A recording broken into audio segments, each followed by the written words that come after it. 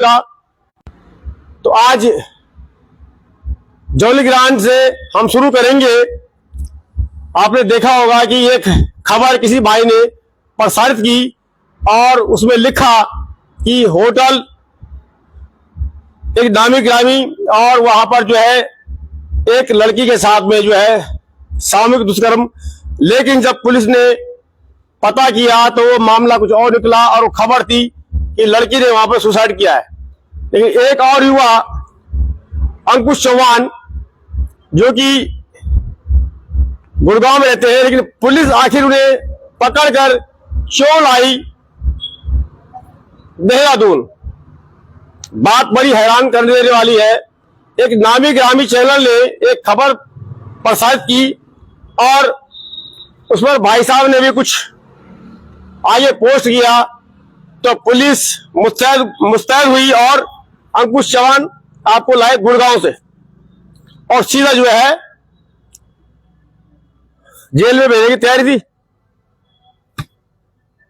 लेकिन जब कुछ युवा संग में खड़े हुए तो आज बताया जा रहा है कि कोर्ट से भी पुलिस को फटकार लगी है कि आप आखिर ये कर क्या रहे हैं। तो चलिए पहले भाई साहब से बात करते हैं। आपका शुभ नाम पूरा? अंकुश चौहान ठीक बताया मैंने? हाँ जी, मेरा नाम क्या कुछ हुआ था चौहान जी? कि सबसे पहले जो ये पूरा घटनाक्रम था ये शासन प्रशासन की साजिश थी हमारी आवाज दबाने की, युवाओं की आवाज दबाने की। मेरे साथ जो हुआ, एक खबर थी नेशनल गेम्स को लेकर कि उसमें जो मेडल्स को लेकर है वो उसमें कुछ फिक्सिंग चल रहा है। मैच में 16 मैच होने थे जिनमें से 10 मैच फिक्स थे और मेडल को लेकर भी था कि कुछ मेडल जो हैं गोल्ड मेडल 3 लाख में बेचे जा रहे हैं, सिल्वर 2 लाख में और ब्रॉन्ज जो था 1 लाख में बिका जा रहा है। तो ये जो खबर थी ये तमाम अखबारों ने, मीडिया चैनल जो है सबने छापी और सबने प्रसारित करी। हमने भी वही खबर देखी तो अपने जो हमारा जो चैनल है फेसबुक पे हमने उसी के माध्यम से वही खबर आगे शेयर करी। हमारी तरफ से इसमें कुछ भी अलग से नहीं जोड़ा गया। जो खबर मीडिया ने दिखाया वही हमने उसमें प्रसारित की। हुआ क्या कि इसमें फिर बोला शासन प्रशासन के द्वारा बोला गया, आरोप जो लगाया जा रहा था कि मैंने कोई भ्रामक खबर फैलाई है। हालांकि ये खबर भ्रामक तो थी नहीं क्योंकि ये सभी मीडिया चैनल दिखा चुके थे। तो इसमें क्या आता है कि देहरादून रायपुर थाना से मेरे पास फोन आया कि आपने भ्रामक खबर चलाई है, आप देहरादून आ जाओ, बयान दर्ज करना आपका, आप नहीं आते तो हम आ जाएंगे। तो मैंने उनसे सबसे पहले बात तो यही कही कि खबर तो भ्रामक है नहीं, ये हर जगह प्रसारित हो रही है, सभी चैनल दिखा रहे हैं। तो उन्होंने बोला कि अगर आप नहीं आते तो हम आ जाएंगे। मैंने बोला ऐसी बात है तो आप सबसे पहले मुझे लीगल नोटिस भेजिए, आपका लीगल प्रोसीजर जो है उसे फॉलो कीजिए, आप लीगल नोटिस भेज दीजिए। तो उन्होंने डायरेक्ट मना कर दिया कि हम लीगल नोटिस तो नहीं भेजेंगे। तो इसके बाद आगे जब बात हुई उन्होंने बोला आपको आना तो पड़ेगा। फिर मैंने कहा, वो उसी दिन मुझे बुला रहे थे, मैंने कहा मैं अभी तो नहीं आ सकता, मैं कल सुबह आ जाऊंगा। तो इसमें बात हमारी हो गई थी कि ठीक, उन्होंने भी कहा कि ठीक है आप कल सुबह आ जाना, 10 बजे अगले आप निकल जाना गुड़गांव से यहाँ के लिए। मैंने भी कहा ठीक है मैं निकल जाऊंगा। बट होता क्या कि मेरे निकलने से पहले पुलिस गुड़गांव में मेरे घर पे पहुंच जाती है और मुझे वहां से किडनैप करके देहरादून उत्तराखंड पुलिस मुझे किडनैप करके देहरादून लेके आती है। किडनैपिंग मैं इसलिए बोल रहा हूँ क्योंकि देखिए इसमें जो प्रोसीजर होता है, सबसे पहले तो लीगल नोटिस सर्व किया जाता है। उत्तराखंड पुलिस ने वो नहीं करा। फिर बिना अरेस्ट वारंट के किसी को उठाकर ले जाना, एक दूसरे राज्य से किसी दूसरे राज्य में ले जाना, वो भी गैर कानूनी है। फिर इसमें था कि अगर आप लेके भी जाते हो तो आपको लोकल थाने को इन्फॉर्म करना होता है। इन्होंने लोकल थाने को भी इन्फॉर्म नहीं करा। तो जो ये पूरा मामला जो था, सबसे पहले तो किडनैपिंग का, वो मुझे किडनैप करके यहाँ लेके आए। फिर यहाँ लाने के बाद उन्होंने मुझे थाने में रखा अपने साथ। फिर जहाँ तक मुझे लगा कि ये लाने के बाद ये मुझे कुछ गलत कागजों पे भी मेरे साइन करवाने की कोशिश कर रहे थे, तो उसके लिए भी मैंने मना करा। मैंने इन्हें कहा कि मैं सबसे पहले अपने लॉयर से बात करूंगा, उसके बाद ही मैं आपको कुछ बयान दूंगा और एक एक किसी कागज पे साइन करूंगा। तो यही रहा पूरा घटनाक्रम यही था कि ये मतलब मैंने कुछ अपराध तो करा नहीं, ना कुछ गलत दिखाया, मैंने सच बोला। जो हर जगह न्यूज चल रही थी मैंने वही दिखाया। बट शायद शासन प्रशासन को सच से डर लगता होगा तो उन्होंने कानून के माध्यम से मेरी आवाज दबाने की कोशिश करी। मेरी नहीं, वो अक्सर सुनने में भी आता, देखने में भी आता है। मेरे साथ नहीं, पहले भी हो चुका है और ये लगातार हो ही रहा है। यही मामला है। लास्ट में फिर क्या हुआ? फिर कोर्ट के द्वारा पुलिस को क्या कहा गया? आज कोर्ट में पेशी थी तो पुलिस को तो मतलब एक तरीके से देखा जाए तो ये शासन प्रशासन दोनों के मुंह पे तमाचा है। कोर्ट ने फटकार लगाई है कि आप ऐसे एक गलत तरीके से किसी को कैसे अरेस्ट कर सकते हो, किडनैप कर सकते हो। तो ये चीज़ हुई है। बाकी रिमांड जो है वो रिजेक्ट हुई है और एक संदेश भी गया है कि इस तरीके से जो गैर कानूनी तरीके से पुलिस जो कार्यवाही कर रही है वो बंद होनी चाहिए। अब आप देखिए, जो खबर है वो अप्रूव्ड थी और भ्रामक नहीं थी, लेकिन पुलिस आखिर इतनी आक्रामक क्यों हो गई है, ये कहीं ना कहीं अपने आप में सवाल खड़ा करता है। ये तो खबर जो बड़े अखबार ने या बड़े चैनल ने चलाई, उनकी आवाज नहीं दबाई गई, उनसे कुछ नहीं बोला गया। लेकिन यदि कोई सोशल मीडिया के माध्यम से, क्योंकि सोशल मीडिया के माध्यम से आज हर बूढ़ा, बच्चा, जवान, हर कोई थोड़ा सा समझ रहा है कि हमारे यहाँ पर हो क्या रहा है, तो इसीलिए शायद उस खबर को दबाया गया हो, मतलब आपको यहाँ बुलाया गया है। तो इन लोगों के लिए आप कुछ कहना चाहेंगे भाई साहब, जो आपके लोग खड़े हुए आज?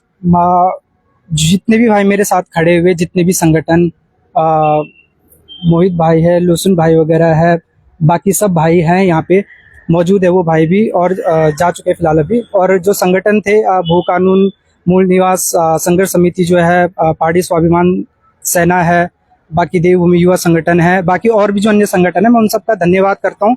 वो दिन रात लगातार, मतलब पहले दिन से अभी तक मेरे साथ खड़े हैं। उन्होंने रात भर, वो थाने में भी मेरे साथ थे, उन्होंने चक्कर लगाए हैं, फिर कोर्ट में भी मेरे साथ खड़े थे, वो मजबूती से मेरे साथ खड़े रहे। उन सभी का मैं धन्यवाद करता हूँ। चलिए, एक बार मैं फिर आपको जैसे आज कह रहा हूँ कि भाई साहब आप कमेंट सोच समझ के लिखिए, लेकिन एक बात और भी मेरे समझ में आ रही है कि अगर आपने कुछ आंखों देखी कोई डालते हो, उसमें कोई डरने की आपको जरूरत नहीं है। दूसरी बात, एक बड़ा नामी ग्रामी अखबार हो या कोई चैनल हो, उस खबर को सत्यापित करता है।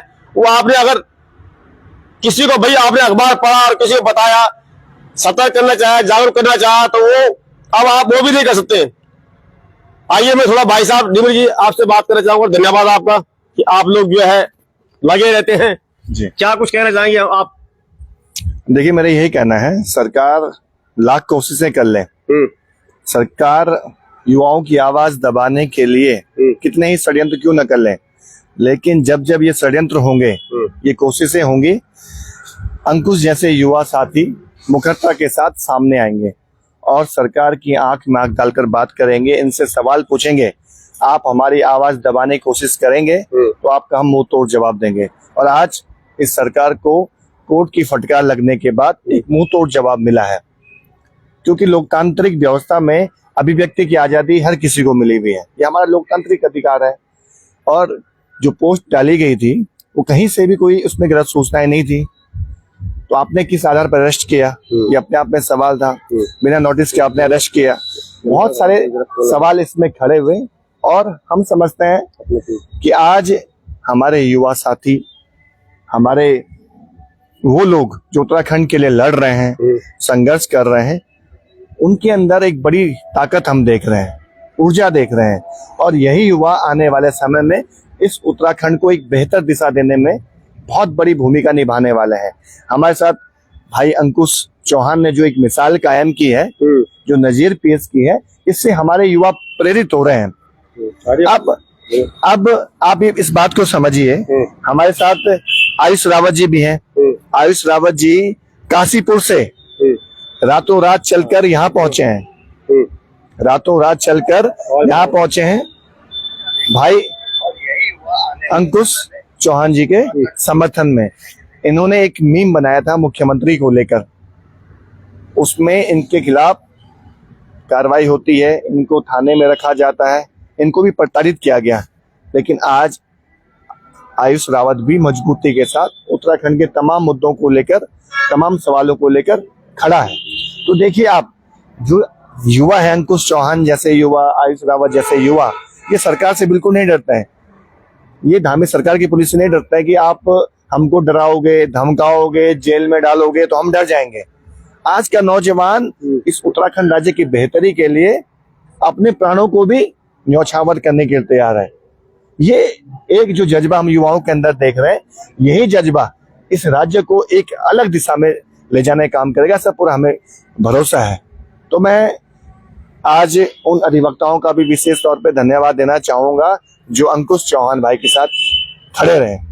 इसके साथ ही साथ मूल निवास भू कानून संघर्ष समिति की टीम तो शुरुआत से ही खड़ी थी, साथ ही साथ हमारी पार्टी स्वाभिमान सेना की टीम थी, देवभूमि युवा संगठन के हमारे साथी थे, और भी तमाम संगठनों ने हमारा साथ दिया, भाई अंकुश चौहान का साथ दिया, ये अपने आप एक बड़ी ताकत है। और हमारी जीत तब हुई जब न्यायालय ने पुलिस को फटकार लगाई कि आपने कैसे इलीगल तरीके से अंकुश को डिटेन किया है। तो एक अपने आप में न्यायालय भी इस बात को समझ रहा है कि कहीं ना कहीं जो हमारी सरकार है ये हमारे युवाओं को प्रताड़ित कर रही है, गलत तरीके से इनके खिलाफ मुकदमे दर्ज हो रहे हैं। तो न्यायालय भी इस बात को स्वीकार कर चुका है और आने वाले समय में सरकार भी सोचेगी किसी भी युवा के खिलाफ ऐसे फर्जी मुकदमा करने से पहले। तो आज 10 बार सोचेगी, सोचना पड़ेगा। जब जब मुकदमे दर्ज होंगे, जब जब जेल में युवाओं को डाला जाएगा, हमारे युवा मजबूती के साथ खड़े होंगे, एक बड़ी ताकत के रूप में खड़े होंगे और सरकार से, जैसा मैंने कहा, दो हाथ करेंगे कि जो आप काम कर रहे हो गलत कर रहे हो, आपको सही काम करना होगा। हमारे युवा सरकार को बताएंगे। चलिए, और मैं साथ ही पुलिस का भी धन्यवाद करना चाहूंगा। पुलिस जो है सीधा गुड़गांव पहुंच जाती है और खास यही पुलिस हमारा तब करती जब वो शौकत वाली ने बड़ी आपने देखा है कि किस प्रकार से वो करा है, या किसी नाबालिग ने गाली दे दी या किसी ने नकली बंदूक दिखा दी, उनको भी तुरंत पकड़ के लाते, ये सब करती तो शायद और अच्छा होता। मैं आपके पास वो आना चाहूंगा। और आज बड़ी बात मैं देख पा रहा हूं, उत्तराखंड के अंदर जो युवा पहले उन हीरोज की पिक्चर देखने जाते थे जो नकली की एक्टिंग करते थे, आज वह ऐसे ही हीरो युवा हमारे उत्तराखंड को अब जगाने में लग गए हैं। तो कहीं ना कहीं इनको पता है कि भाई फिल्में तो बनते रहेंगे, गाने सुनते रहेंगे, लेकिन आज हमें धरातल पे आना पड़ेगा। और साथ ही एक संदेश उन रील बनाने वालों को देना चाहूंगा कि प्लीज रील नहीं, रियल आप दिखाइए, अपने उत्तराखंड को बचाइए। जी भाई साहब। देखिए, एजुकेशन एक बहुत बड़ा टूल है और मेरे जो युवा लोग हैं आज की डेट में एजुकेटेड हैं, उन्हें पता है फ्रीडम ऑफ स्पीच क्या है, हमारा कॉन्स्टिट्यूशन क्या कहता है, वेरीफाइड न्यूज क्या होती है। किसी चीज को हम आगे कर रहे हैं तो उसके बाद हमें जो पुलिस पूछेगी हमें क्या आंसर देने हैं, ये सब उन्हें पता है। तो ये कहीं ना कहीं एक बहुत बड़ा चेंज है। और मुझे लगता है उत्तराखंड के साथ जो जातियां हुई हैं वो भी हमारा युवा समझ रहा है कि हम कितने पिछड़े हैं आज भी। जो हमारा डेवलपमेंट होना चाहिए था, आज तो हमारे गांव में सड़क पहुंच रही है तो हमारी जमीनों के रेट बढ़ रहे हैं। हमारा युवा भी जान रहा है कहीं ना कहीं, और ये आंदोलन जो हमने यहाँ मुहिम चलाई है उसका भी बहुत बड़ा प्रभाव पड़ रहा है यहाँ पे। दूसरी चीज ये है कि अंकुश के साथ जो हुआ है वो भी एक मिसाल बनेगा आगे हमारे युवाओं के लिए कि हमारे युवा डरेंगे नहीं बिल्कुल भी अब आगे आवाज उठाने पे, और आवाज इतनी उठाएंगे कि हमें अपना जो गवर्नमेंट है वो बिल्कुल ऐसी चाहिए होगी कि जो हमारे लिए खुद आवाज उठाए। और हमारे लिए आवाज उठाएगी तो ऐसे अनियमितता वाले जो काम हो रहे हैं वो नहीं होंगे, ऐसे फालतू के डिटेन नहीं करा जाएगा लोगों को, और हमारा जो मोटिवेशन लेवल है आगे युवाओं का वो बहुत आगे बढ़ेगा इस चीज से। तो कहीं ना कहीं कॉन्स्टिट्यूशनल राइट्स का जो हनन होता है वो नहीं होगा अगर हम सही आवाज उठाते हैं अपनी चीजों के लिए। और हम चेंज भी कर सकते हैं, पर्सपेक्टिव चेंज कर सकते हैं अपने युवाओं का कि भाई हम चुप क्यों रहें जब ये उत्तराखंड के बारे में है और हमारे देश के बारे में है, तो हमें तो आवाज उठानी ही पड़ेगी। और इस संविधान में तो लिखा हुआ है साफ साफ, अगर हम आवाज नहीं उठाएंगे तो संविधान चेंज कैसे होगा, मतलब लाइक हमारा जो पर्सपेक्टिव बनेगा वो चेंज कैसे होगा। तो मैं यही कहना चाहूंगा कि अंकुश ने एक मिसाल कायम करी है और सभी युवाओं के लिए करी है ये मिसाल कायम। और हम भी जो देखना चाहते हैं कि यार हम अकेले ना रह जाएं, तो एक यूनिटी का भी मिसाल यहाँ पे कामयाब हुई है कि हमारे साथ भी अनेकों की संख्या में लोग वहां पे थे और पूरे के पूरे हमारा लीगल एडवाइजर वहां पे थे। और जो मैं कोर्ट के अंदर था तो जज साहब ने फटकार लगाई है हमारे पुलिस कर्मियों को कि आपने ये चीज की खामी कैसे करी है इस चीज में, और वो चीज को पहुंचाया क्यों नहीं है, जो रूल है उसकी तरफ से आप क्यों नहीं चले हैं। तो ये भी देखने को मिलता है कि प्रशासन कितना ज्यादा नेग्लेक्ट करता है इन चीजों को और कितना ज्यादा सुनता है अपने ऊपर की गवर्नमेंट को। तो अब देखिए यहाँ तो मुहिम चालू हो गई है और मेरे ख्याल से युवा सोएंगे नहीं अब, और हम 2-3 साल अपने उत्तराखंड के लिए इतनी मेहनत करेंगे कि गवर्नमेंट जो काम नहीं कर पा रही है, जो कूड़ा ये फॉल्स, हम अगर कूड़े के बारे में बोलते हैं कि भाई कूड़ा फैला हुआ, तो फॉल्स इंफॉर्मेशन थोड़ना है, कहाँ है कूड़ा फैला ही तो है। सेग्रीगेशन ऑफ वेस्ट कहाँ कर रहे हैं ये, है ना, रायता भर रहा है इन्होंने। चलिए आऊंगा आपके पास भी, एक आप कमेंट ले लेता हूँ भाई साहब। एक हमारे कोई है भक्ति सिंह जी सरकार हो या प्रशासन, किसी से डरने की आवश्यकता नहीं है। हम सभी उत्तराखंड वासियों को सरकार हमें कितना भी डराने की कोशिश करे, हम डरने वाले नहीं है। आवाज बुलंद रखेंगे और रहेगी। तो एक भाई साहब लिख रहे हैं, गणेश मुनियाल जी, पुलिस नेता के दबाव में काम कर रही है। भाई जी मैं तो नहीं बोलता, पर चलिए लिखे। पुष्कर सिंह लिख रहे हैं, पुलिस छोटे लोगों को परेशान करती है। जय देवभूमि उत्तराखंड। एक और भाई साहब है, देवभूमि की बात। भारतीय संविधान हमें अधिकार देता है कि हम स्वतंत्र रूप से अपनी बात कह पाए। संविधान का आर्टिकल 19 हर किसी निवासी अधिकार देता है कि हम अपने मूलभूत अधिकारों की बात कर सकता है। चलिए, आप सभी का बहुत बहुत धन्यवाद। और मैं एक भाई साहब और हमारे साथ में, जिन्होंने मीम्स बनाई थी, आपने भी मुख्यमंत्री जी के ऊपर, आपके ऊपर भी जो है एक्शन हो गया था बहुत ज्यादा, लेकिन आप भी तब तो आप डरे होंगे कि आज आप उस डरे हुए के साथ आ गए। जो बेचारा डरना तो पड़ता ही है, कोई बड़ा चैनल तो कोई है नहीं। तो आप क्या कहेंगे, अपनी आप बेटी बताइए थोड़ा सा। आप जी बिल्कुल, अपना जैसे परिचय थोड़ा दे दीजिए, वैसे लोग जानते होंगे आपको अच्छी तरह से। जी, मेरा नाम आयुष रावत है और मैं काशीपुर में रहता हूँ। मेरा इंस्टाग्राम पे अ बॉय फ्रॉम उत्तराखंड नाम से पेज है और फेसबुक और यूट्यूब पे भी मैं इसी नाम से हूँ। अब बॉय फ्रॉम उत्तराखंड। हाँ, तो जैसे ही कल मुझे घटना का पता लगा कि भाई के साथ ऐसा ऐसा हो गया, मैंने एक वीडियो देखी सोशल मीडिया पे, लुसुन भाई ने डाली थी कि भाई के साथ ऐसे ऐसी घटना हो चुकी है। तो वो देख के मुझे मतलब काफी गुस्सा सा आया कि गलत हो रहा हो तो गलत रहा है। रात भर मैं सो नहीं पाया, तो जैसी सुबह हुई, सुबह उठते ही मैं सीधा इधर देहरादून के लिए निकल गया। फिर आके यहाँ देखा तो जो भाई के साथ मतलब बना रहा जब तक भाई की बेल नहीं हुई। तो मेरे साथ भी कुछ इसी तरह की घटना हुई थी पहले, जब मैंने क्या किया था, एक नॉर्मल सा 5-6 सेकंड का मीम बनाया था धामी जी पे। जैसे कि आजकल आप देख रहे होंगे कि दिल्ली में चुनाव चल रहे थे, तो बीजेपी का जो पेज है, ऑफिशियल पेज है, उसपे भी ऐसे कई तरह के मीम बने थे जैसे मैंने बनाया था उस टाइम पे, जिसके लिए मेरे पे 4 धाराएं लाई गई थी, जिसमें एक राष्ट्रद्रोह की धारा भी थी और देश की राज्य की शांति भंग करने, ऐसी कई धाराएं थी। 4 धाराएं लगाई थी पूरी। तो उसमें राष्ट्रद्रोह जैसा तो कुछ था नहीं मीम बनाने के लिए। अगर था तो आज आप अपने जो बीजेपी मैं किसी पार्टी का नाम नहीं लूंगा वैसे, पर उनके पेज में मैंने ये देखा है और उन्हीं की पार्टी के द्वारा मेरे पे केस भी किया गया था। तो जब उन्हीं के पेज से ऐसे मीम्स बन सकते हैं, इतने हजारों की संख्या में वो मीम आ सकते हैं, तब वो अपराध नहीं है। अगर मैं करता हूँ तो वो अपराध है, कोई आम आदमी वो करे तो अपराध है, कोई आम आदमी गलत के खिलाफ आवाज उठाए, भ्रष्टाचार उजागर करे तो वो अपराध है। अगर आप वो चीज हरकतें करो, आप भ्रष्टाचार करो, आप वही मीम बनाओ, आप किसी को गाली गलौज करो, आप सड़कों पे बंदूक लेके घूमो, तो आप पे कोई कार्रवाई नहीं।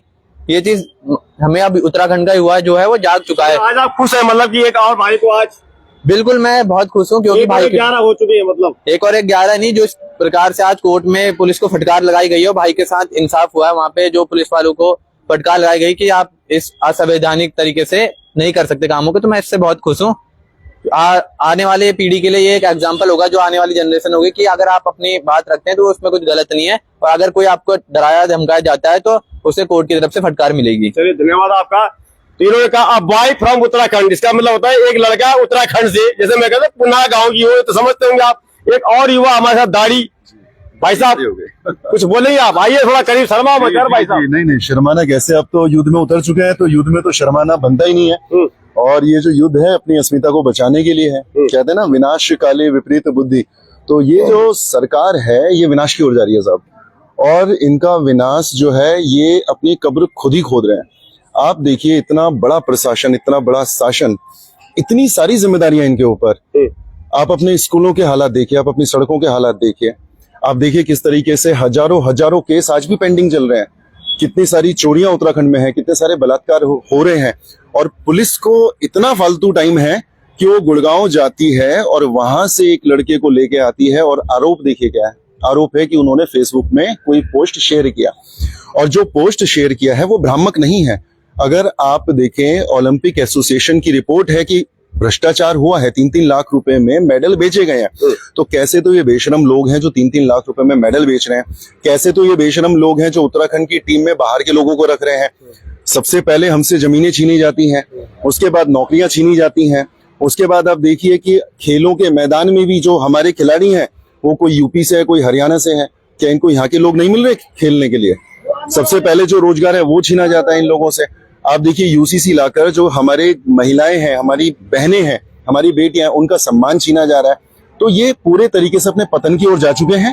और ये लगभग वैसा ही हो रहा है जैसे रावण को अहंकार होने लगा था अपनी शक्तियों का, लेकिन वो ये भूल चुके हैं कि ये शक्ति जो है यहाँ की जनता ने उनको दी है और जनता पूरे तरीके से तैयार हो चुकी है इनसे वो शक्तियां छीनने की। और आप देखिएगा कि जो ऋषिकेश की सड़कों में एक बार यहाँ के मूल निवासी के साथ हुआ था, वो अब इन लोगों के साथ सड़कों में होगा 2027 के बाद। ये मैं आपको लिख के दे रहा हूं कि बहुत ज्यादा लोगों के मन में इनके प्रति भय नहीं है। ये जो भय बनाने की कोशिश कर रहे हैं वो भय नहीं है, लोगों के मन में नफरत हो रही है सरकार के विरुद्ध। और आप देखिएगा कि यही कारण है कि मूल निवास जैसा जो मुद्दा है जनता ने उसे हाथों हाथ लिया है और जनता लगातार सड़कों पर उस मुद्दे को लेके आ रही है। आप मूल निवास मांग रहे हैं, वो आपके लड़कों को जेल में डाल रहे हैं। अब देखिए कितनी बुरी स्थिति हो चुकी है। और आप ही के माध्यम से मैं सब लोगों से कहना चाहूंगा कि कल मूल निवास के समर्थन में यूसीसी के 2 प्रावधान, जिसमें लिव इन रिलेशनशिप है और दूसरा जो 1 साल में स्थायी निवास देने का जो प्रावधान बनाया है, तीसरा अंकुश भाई के समर्थन में, और जो यहाँ के युवाओं के साथ जो भ्रष्टाचार हो रहा है, जो यहाँ के युवाओं के साथ धोखा हो रहा है, यहाँ की जनता के साथ धोखा हो रहा है, उन सब के विरोध में कल 2 बजे शहीद स्मारक अमित ग्राम गुमानीवाला ऋषिकेश में एक बहुत बड़ा आयोजन किया जा रहा है। एक जनसैलाब आ रहा है और अपनी अपनी बात वहां पे रखेगा ताकि सत्ता के बहरे कानों तक जोरदार तरीके से हम अपनी आवाज पहुंचा सके। तो सब लोग आमंत्रित है और मुझे लगता है कि आमंत्रण भेजने की आवश्यकता नहीं है। ये आपका कर्तव्य है कि आप इस आवाज में अपनी आवाज को जरूर मिलाएं। और आप एकजुट अगर आप नहीं हुए, एकमुठ अगर आप नहीं हुए, तो आपके बच्चों को उठाकर जेल में डाल दिया जाएगा, आपकी बेटियों को उठाकर ना जाने ये कहां लेके जाना चाहते हैं, तो भगवान ही जानता है। चलिए, जैसा भाई साहब ने कहा, वो गीत बड़ा फेमस है, एकजुट एकमुठ। तो अगर एकजुट नहीं होंगे तो एकमुठ हो जाएंगे, यानी कि बस सिर्फ इतने से बच पाएंगे, ये भी लग रहा है। और जिस प्रकार से भाई साहब ने कहा कि खेलों के जो मेडल बिक रहे हैं, आपको लगता होगा क्यों बिक क्यों रहे हैं?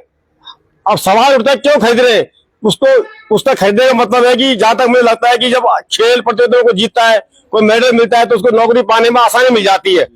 दूसरी बात, आज जहां दिल्ली में भाजपा ने दिल जीता और चुनाव जीता, उसी प्रकार से खुशी मनाई, लेकिन उत्तराखंड ने भी कभी इसी प्रकार से एक बड़ा चेहरा आपको बनाया, लेकिन अब वो उस चेहरे को देखकर निराश आखिर क्यों है? और साथ ही मैं एक बात और कहना चाहूंगा, आज आप देखते हैं कि सोशल मीडिया पर कितनी गंदी गंदी वीडियो आती है, नंगी धरंगी वीडियो आती है, जिन्हें देखने में शर्म आती है। हल्का सा क्लिक हो गया तो समझ लो आप गलती को देख रहा है, तो बगल में कोई होगा वो लगेगा क्या देख रहा है, लेकिन वो गलती से आ जाता है कई बारी। क्या सरकार कभी इस प्रकार की वीडियोस पर, इलीगल वीडियोस पर, जिससे हमारा पूरा समाज आज खराब हो रहा है, क्या इस पर भी कभी रोक लगेगी?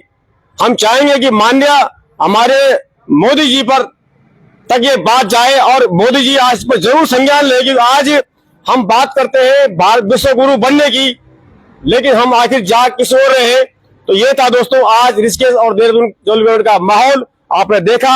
और कल आपको जैसे भाई साहब ने भी, हमारे डिमरी जी ने मैसेज डाला है और लोगों ने डाला कि आप कल 9 तारीख को यहाँ आप लोग जरूर पहुंचे, ज्यादा संख्या पहुंचे। और अंत में ये कहना चाहूंगा कि वीडियो आप खूब शेयर कीजिएगा, कोई डरने की जरूरत नहीं है, बस प्रतिक्रिया आप बिल्कुल मर्यादित रखें, किसी को आहत न हो।